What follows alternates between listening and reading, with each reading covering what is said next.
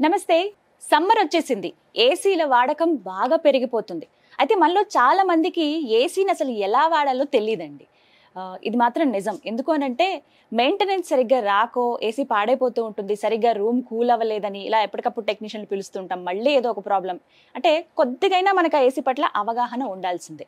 ఇంకొకటి ఏంటంటే ఏసీ వాడితే కరెంటు బిల్లు బాగా వచ్చేస్తుంది అని అంటారు. కానీ కొంతమంది ఏమో పవర్ని సేవ్ చేసుకోవచ్చు అంటారు. అసలు ఇవన్నీ ఎలా సాధ్యం? మనకున్నటువంటి చిన్న చిన్న డౌట్స్ని ఏవైతే ఉన్నాయో అవన్నీ ఇవాళ వీడియోలో నేను మీకు క్లారిటీ ఇచ్చే ప్రయత్నం చేస్తాను.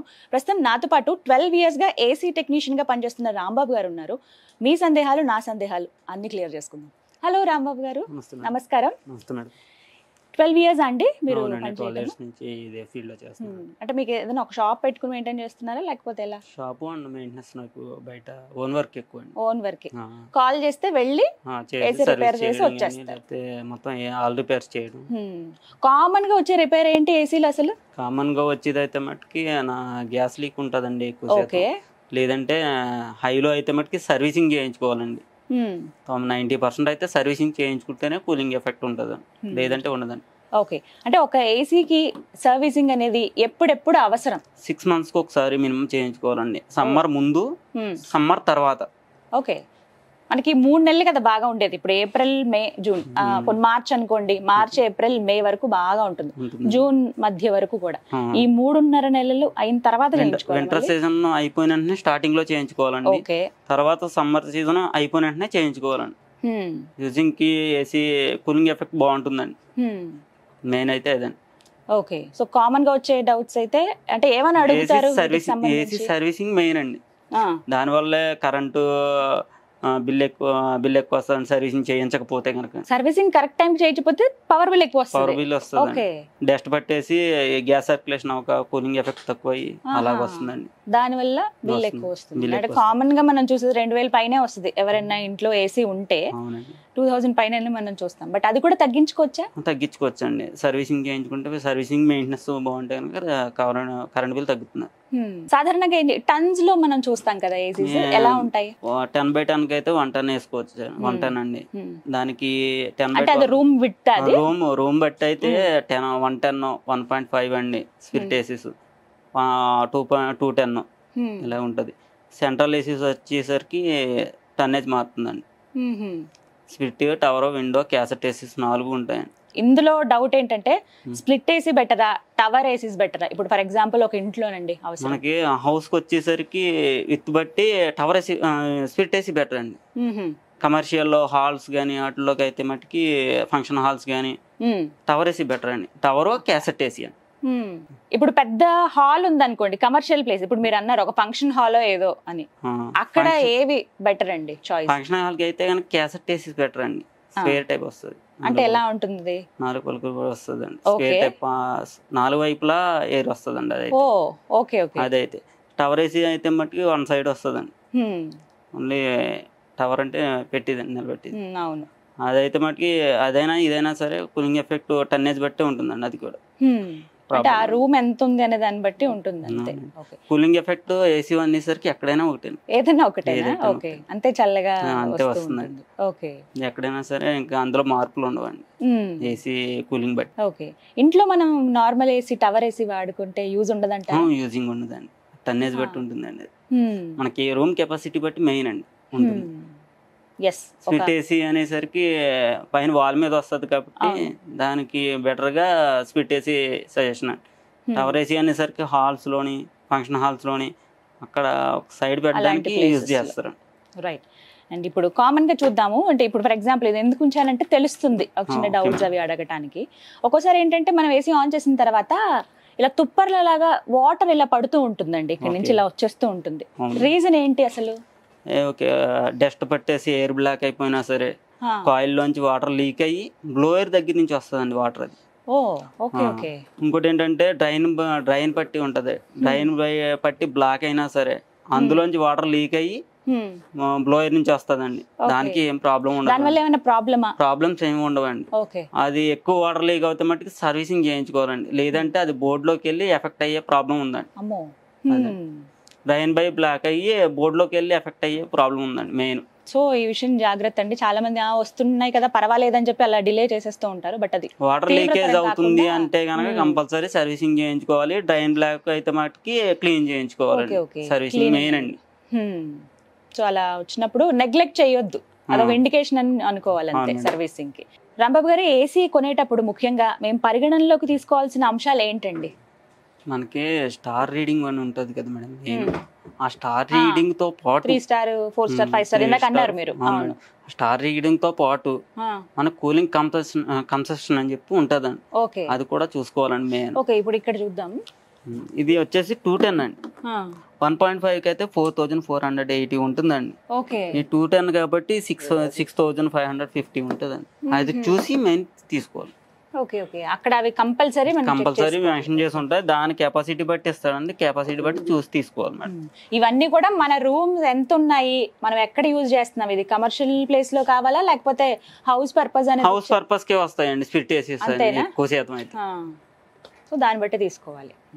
ఇప్పుడు ఆఫీసెస్ లో చిన్న చిన్న క్యాబిన్స్ ఉంటాయి కదా, అక్కడ మనకి స్ప్లిట్ ఏసీనే కదా పెడతారు. స్ప్లిట్ ఏసీ అండి, అది 1.5 వస్తాయండి ఎక్కువ శాతం. ఇక్కడ స్టార్ రీడింగ్ తో పాటు 4480 పైబడి ఉన్నది తీసుకోవాలి madam. Cooling capacity. Okay okay, అది కంపల్సరీ దృష్టిలో పెట్టుకోవాలి. దాన్ని బట్టి అయితే మట్టి 4500 పైబడి మనకి కూలింగ్ కెపాసిటీ ఉండేవి మాత్రమే మనం సెలెక్ట్ చేసుకోవాలంటండి. ఎందుకంటే మనం అన్ని వేలు పెట్టి కొంటాము, పనికి రాకుండా లేకపోతే మనకి మెయింటెనెన్స్ రాకుండా అది అలా ఉంచేయడం కన్నా ఫస్ట్ ఎలాంటి అంశాలు మనం తెలుసుకుని ఒక ఏసీ కొనాలి అనేది ఇప్పుడు చెప్పారు. రాంబాబు గారు, అంటే సర్వీస్ చేయడానికి ఒక టెక్నీషియన్ ని పిలవాల్సిన అవసరం లేదు, మీ అంతటా మీరే జస్ట్ క్లీన్ చేసేసుకోవచ్చు. ఏమైనా చిన్న చిన్న ప్రాబ్లమ్స్ ఉన్నా అలాంటివి ఏమైనా ఉన్నాయా? మా అంతటా మేము అసలు ఇలా చేసుకోవచ్చా అండి? ఎట్లా చేయాలి అసలు క్లీనింగ్? ఇటు side right side left side locks ఉంటాయి మేడం.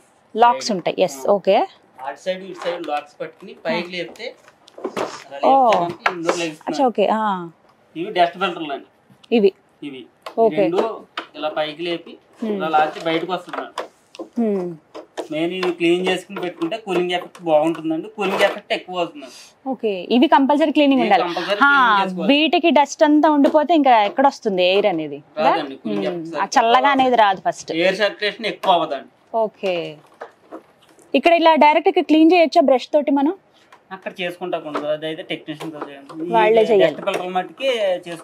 క్లీనింగ్ అంటే ఎలా అండి? వీటిని ట్యాప్ కింద పెట్టి వాష్ చేయొచ్చా? చేయొచ్చండి. ఇవేమి పాడవ్వవు కదా ఈ నెట్ అంతా? ట్యాప్ కింద డైరెక్ట్ వాటర్ వాష్ చేసుకుంటే సరిపోతుంది. ఓకే ఓకే, సబ్బు నీళ్ళతో మనం వాష్ చేయొచ్చా? సబ్బు నీళ్ళతో కానీ షాంపూ వాటర్ తో కానీ చేసుకోవచ్చు. ఓకే, ఇది మాత్రం గుర్తుపెట్టుకోండి, షాంపూ వాటర్ కానీ మాక్సిమం ఎక్కువగా షాంపూ వాటర్ యూజ్ చేయడానికి ట్రై చేయండి. వాటితో క్లీన్ చేసుకోవడం బెటర్ అంట. సో ప్రాబ్లం ఏమి ఉండదు అని అంటారు. కానీ ఇది క్లీనింగ్, ఇది మనకి ఈజీనే. జస్ట్ ఇక్కడ లాక్ ఒకటి ఓపెన్ చేసి పైన ఈ నెట్స్ లా ఉన్నాయి కదా, ఇవి తీసి క్లీన్ చేసి మళ్ళీ జాగ్రత్తగా పెట్టేయాలి. ఇటు ఫ్రంట్ సైడ్ నుంచి చేసుకోవాలండి వాషింగ్. అబ్బో, సైడ్ నుంచి కాదండి, పై నుంచి కాదండి, కింద నుంచి చేసుకోవాలి. ఫ్రంట్ ఓకే, మొత్తం ఫ్లష్ పోతుంది కదా. ఓకే ఓకే, రైట్, అదొకటి గుర్తుపెట్టుకోవాలి.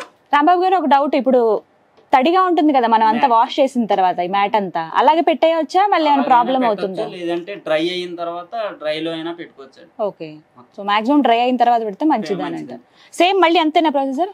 చేసుకోండి. మనంతటా మనం క్లీన్ చేసుకోవాలంటే కనుక ఈ చిన్న జస్ట్ ఇది ఒక టిప్ అండి. ఎవరైతే ఇలా మనకి నెట్స్ లాగా ఉందో ఇలా మెష్ లాగా, ఇది జస్ట్ క్లీన్ చేసుకోవాలి బ్యాక్ సైడ్ నుంచి, ఇటువైపు నుంచి. అందరూ డైరెక్ట్ గా ఇటు నుంచి చేస్తూ ఉంటారు, కానీ అలా అయితే డస్ట్ పోదు అంటున్నారు రాంబాబు గారు. ఫిక్స్ పెట్టేసి నార్మల్ గా సేమ్ ఇది ఓకే, అంతే. నార్మల్ గా తోడటం ఇవన్నీ అయితే క్లీన్ పైన ఉంటాయి కాబట్టి క్లాత్ తో తడిబడితో తుడుచుకోవచ్చండి. ఇదైతే ప్యానల్ అయితే ఓకే, సో పైన ప్యానెల్ మాత్రం మనం నార్మల్ గా ఎలా అయితే ఫ్రిడ్జ్ ఇవన్నీ క్లీన్ చేసుకుంటామో, వాషింగ్ మిషన్ క్లీన్ చేస్తాం కదా, అలా క్లీన్ చేసేసుకోవచ్చు. రైట్, ఇంకా కామన్ గా తీసుకోవాల్సిన జాగ్రత్తలు చెప్పండి. ఇప్పుడు మా ఇంట్లో ఏసీ ఉందండి, నేను ఎలాంటి కేర్ తీసుకోవాలో నాకు చెప్పండి. ఓకే, ఇప్పుడు మెయిన్ ఏసీ ఉంది అంటే కనుక 90% అయితే సర్వీసింగ్ మెయిన్ అండి. సర్వీసింగ్ చేయించుకోవాల్సిందే 6 నెలలకు ఒకసారి. రైట్, ఇంకా గ్యాస్ లో ఉంటే కనుక చెక్ చేయించుకోవాల్సింది. అది ఎలా తెలుస్తుంది గ్యాస్? అది మనకి గేజెస్ చూపిస్తామండి. R22, 32, 410 అని చెప్పి గ్యాస్ 3 టైప్స్ ఉంటాయండి. అందులో కూడా గ్యాస్ వేరియేషన్ బట్టి దాన్ని ప్రెజర్ రీడింగ్ కూడా మారుతూ ఉంటుంది. అది లోలో ఉన్నప్పుడే మీకు ఏసీ చల్లదనం తగ్గుతుంది కానీ లేదంటే కనుక కూలింగ్ రాకపోవడం కానీ జరుగుతుంది. ఓకే. ఇంకోటి ఏంటంటే నాన్ ఇన్వర్టర్లో అయితే మట్టుకి కంప్రెసర్ ఇష్యూ ఎక్కువ వస్తూ ఉంటాయండి. ఒకటి కెపాసిటర్ ప్రాబ్లం అండి, 2 గ్యాస్ ప్రాబ్లం అండి, 3వదేమో ఇండోర్లోకి వచ్చేసరికి పీసీబీ బోర్డు ప్రాబ్లం వస్తుంది, 4వదేమో పీసీబీ బోర్డు అంటే పవర్ కన్స్ట్రక్షన్ ఏమన్నా ప్రాబ్లం ఉన్నప్పుడు వస్తూ ఉంటుంది. నాన్ ఇన్వర్టర్కి వచ్చేసరికి స్టెబిలైజర్ కంపల్సరీ పెట్టించుకోవాల్సిందే. ఉండాలి కంపల్సరీ. ఇన్వర్టర్ లేకపోతే ఇన్వర్టర్ మోడల్ కాకపోతే నాన్ ఇన్వర్టర్ అయితే కంపల్సరీ స్టెబిలైజర్ పెట్టించుకోవాల్సింది. రాంబాబు గారు, నార్మల్ గా ఇంట్లో మేము అరేంజ్ చేసుకోవాలనుకుంటున్నాం ఏసీ అంటే గనక ఎన్ని టన్స్ ప్రిఫర్ చేయాలి? 1.5 అండి. రూమ్ కెపాసిటీ బట్టి 1.5 అరేంజ్ చేసుకుంటే బెటర్ అండి. ఇప్పుడు ఒక ఆఫీస్ అనుకోండి, ఎంతమంది వర్క్ చేస్తూ ఉంటారు, వర్క్ స్టేషన్ ఉంటది ఇక్కడ నుంచి ఆ చివరి దాకా, ఎక్కువ మంది ఉంటారు, అలాంటి క్యాసెట్ ఏసీ అండి. క్యాసెట్ ఏసీ ప్రిఫర్ చేసుకుంటే మంచిది. పవర్ కన్సంప్షన్ ఎలా ఉంటుంది నార్మల్ స్ప్లిట్ ఏసీకి, టవర్ ఏసీకి, క్యాసెట్ ఏసీకి? సెంట్రలైజ్డ్ ఉంటాయి కదా. స్టార్ రేటింగ్ బట్టి పవర్ కన్సంప్షన్ కూడా మారుతుంది. 3 స్టార్ అయితే కనుక కొంచెం లోలో వస్తుంది. ఏసీ 18లో పెడితే కంటిన్యూగా రన్ అవుతుంది అండి. ఏసీ అయితే 18లో కాకుండా 24, 26లో పెట్టుకుంటే ఒక రూమ్ టెంపరేచర్ బట్టి కూలింగ్ అయిన తర్వాత కట్ ఆఫ్ అవుతుంది అండి. అవుట్డోర్ కట్ ఆఫ్ అవడం వల్ల కూలింగ్ ఎఫెక్ట్ కూడా మారుతూ ఉంటుంది. కూలింగ్ లోలో పడిన వెంటనే మీకు మళ్ళీ అవుట్డోర్ ఆన్ అవుతుంది, ఆన్ అయ్యి కూలింగ్ ఎఫెక్ట్ వస్తుంది. ఇప్పుడు చాలా వరకు అలా ఇన్బిల్ట్ వచ్చేస్తున్నాయి కదా. మనమేమి సెపరేట్ నాన్ ఇన్వర్టర్ లో కూడా 24, 26లో పెట్టుకుంటే కట్ ఆఫ్ కంపల్సరీ అవుతుంది. సో కంపల్సరీ మెయింటైన్ చేయాల్సిన టెంపరేచర్ 18 అంటే మీకు రూమ్ మొత్తం కూల్ అవుతానే ఉంటది, కట్ ఆఫ్ అయితే అవ్వదండి. అవుట్డోర్ 24లో పెట్టుకుంటే మనకు రూమ్ టెంపరేచర్ ఎంత ఉందో అంత కూలింగ్ అయ్యి కట్ ఆఫ్ అవుతుంది. సో 24 degrees అనేది ఉండాలంటున్నారు మీరు, అంతేనా? ఆ టెంపరేచర్. సో 24లో మనం ఏసీ కనుక మెయింటైన్ చేస్తే పవర్ బిల్ తక్కువ వస్తుందని చెప్తున్నారు రాంబాబు గారు. రైట్. ఇంకొకటి అదొకటి బయట వెదర్ కండిషన్ బట్టి కూడా మారుతూ ఉంటుందండి. కొన్నిసార్లు ఏం చేస్తూ ఉంటాం అంటే ఆన్ చేస్తాము, సరే బాగా చల్లగా అయిపోయిందని చెప్పి ఆఫ్ చేసి మళ్ళీ ఒక పావు గంట తర్వాత మళ్ళీ ఆన్ చేస్తాం. ఇలా కామన్ గా మనం చూసేదే, చల్లగా అయింది కదా కాసేపు మళ్ళీ వేడి అనిపిస్తుంది అని చెప్పి అలా ఆన్ ఆఫ్ చేస్తూ ఉంటారు. అలా చేయడం కరెక్టేనా అసలు? కాదండి. అలా ఆన్ ఆఫ్ చేయడం వల్ల పీసీబీ బోర్డుకి ఎఫెక్ట్ అండి. పీసీబీ బోర్డు అండ్ కంప్రెసర్కి ఎఫెక్ట్ అండి. అలా ఆన్ చేయకూడదండి. 24లో పెట్టుకుని ఏసీ నడిపిస్తే ప్రాబ్లం ఏమి ఉండదండి. అవుట్డోర్ కట్ ఆఫ్ అవుతూ ఉంటుంది, కూలింగ్ ఎఫెక్ట్ కూడా మీకు రూమ్ టెంపరేచర్ బట్టి సరిపోతుంది. సో అలా ఆపి ఆన్ చేయడం, అలా ఆన్ ఆఫ్ చేయడం మంచిది కాదండి. Okay, fine. అండ్ ఇంకో కామన్ డౌట్ ఏంటంటే, నేను విన్నాను ఒక దగ్గర, ఇది ఎంతవరకు నిజమో మీరు చెప్పండి, ఏసీ ఉన్న రూమ్ లో బీరువా పెట్టొద్దు అని అంటారు, నిజమేనా? ఐరన్ కి సంబంధించింది ఏ వస్తువు ఉండకూడదండి. ఎందుకని? ఎందుకంటే మెయిన్ అది ఐరన్ కి తీసుకున్న తర్వాత కూలింగ్ ఎఫెక్ట్ వస్తుందండి బయటికి. మొత్తం ఆ బీరువా లాగేసుకుంటుందా? ఐరన్ వస్తువులు అందుకే ఉంచరండి ఏసీ ఉన్నా కూడా. బీరువా ఉందంటే బీరువా హాఫ్ కూలింగ్ తీసుకుంటది. అమ్మో, అందుకని అంత చల్లగా అనిపించదు అన్నమాట మీకు. అందుకే కబోర్డ్స్ ఉన్న రూమ్స్ లో గానీ వాటిలో గానీ ఐరన్ ది పెట్టుకోవడం మంచిది కాదు. ఓకే, ఓన్లీ ఇప్పుడు అంతా కబోర్డ్సే ఉంది చాలా వరకు, కొత్తగా కూలింగ్ ఎఫెక్ట్ కూడా బాగుంటుందండి దాన్ని బట్టి. సో అందరికి ఒక ఐడియా వచ్చింది, ఒక క్లారిటీ వచ్చిందని అనుకుంటున్నాను. ఏసీ ఎవరైతే యూజ్ చేస్తున్నారో మీరు బీరువా ఆ గదిలో పెట్టకండి అని చెప్తున్నారు. మాక్సిమం కూల్ అంతా కూడా ఆ బీరువా అంటే ఐరన్ వస్తువు లాగేసుకోవడం వల్ల మనకి ఎంత వేసినా చల్లదనం అనిపించదట. కవర్ వేసుకుంటే మంచిదండి, లేదంటే బీరువాకి. ఇలాంటి చిట్కాలు ఏమైనా ఉంటే చెప్పండి. కవర్ చేసేయాలా మొత్తం? కవర్ చేసుకోవచ్చు. క్లాత్ కదండి, కవర్ వస్తుంది, బీరువా కవర్, అది వేసుకోవడం బెటర్ అండి. ఓకే. ఎందుకంటే మెయిన్ ఏంటంటే కూలింగ్ ఎఫెక్ట్ అనేసరికి ఐరన్ వస్తువులే తీసుకున్న తర్వాతే కొంచెం ఎఫెక్ట్ వదులుతుందండి. అదండి మెయిన్. అలాగే ఇంకొక డౌట్ ఏంటంటే, ఏసీ ఉంది ఓకే, బట్ కొంతమంది ఫ్యాన్ కూడా ఫుల్ స్పీడ్ లో పెట్టి ఉంచుతారు. ఓ పక్కన ఏసీ రన్ అవుతుంటుంది, 4 స్పీడ్ లో ఫ్యాన్ ఉంటుంది. అసలు అలా చేయొచ్చా? చేయడం మంచిది కదండి. ఫుల్ స్పీడ్ లో పెట్టుకోకూడదు, 1లో పెట్టుకుని ఏసీ రన్ చేస్తే కూలింగ్ ఎఫెక్ట్ కూడా సరిపోతుందండి, బాగుంటుందండి ఏసీ. అంటే ప్రాబ్లం ఏంటో చెప్పండి అలా చేయటం వల్ల. ఆ ప్రాబ్లం ఏంటంటే కూలింగ్ ఎఫెక్ట్ సరిపోదండి.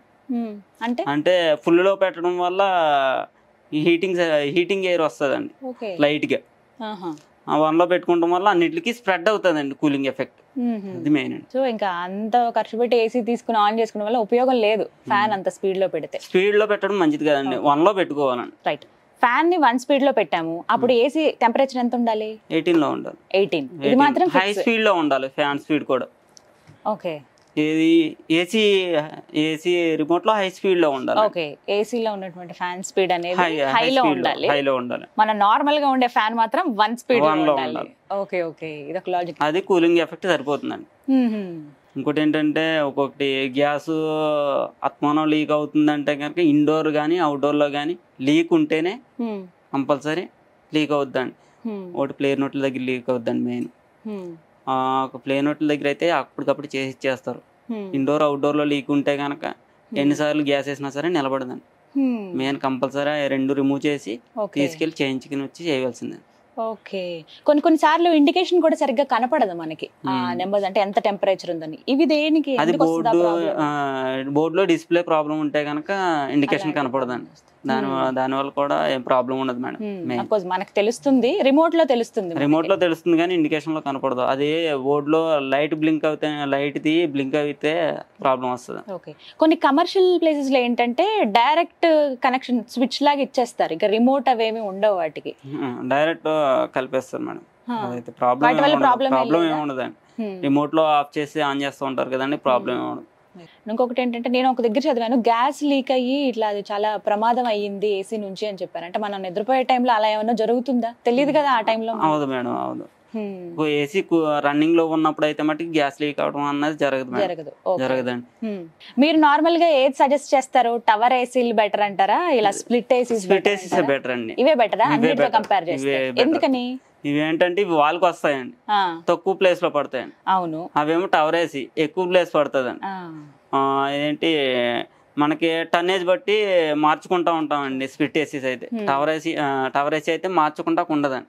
అందుకు స్ప్లిట్ ఏసీసే ఎక్కువ ప్రిఫర్ చేస్తూ ఉంటాం. ఎక్కువ యూస్ చేస్తారు. అంటే టవర్ ఏసీస్ అయితే ఎక్కడికంటే అక్కడికి కంఫర్టబుల్ గా తీసుకెళ్ళొచ్చు కదా, ఏ రూమ్ కంటే? లేదు మేడం, లేదు, తీసుకెళ్తా ఉండదా. సేమ్ స్ప్లిట్ ఏసీ ఎలా ఉందో టవర్ ఏసీ కూడా పైపింగ్ అలాగే వస్తుందండి. ఓకే, అలా ఫిక్స్ చేసి ఉంచేయాలి. ఇదే సేమ్ ఇది ఒకటే సేమ్ ఏసీస్ లో ఉంటాయి. అండ్ ఇంకొకటి కామన్ గా డౌట్ నాకు, అదైతే ఏసీ వాల్ కి వస్తుంది, ఇదైతే కనుక నిలబెడతారండి టవర్ ఏసీ.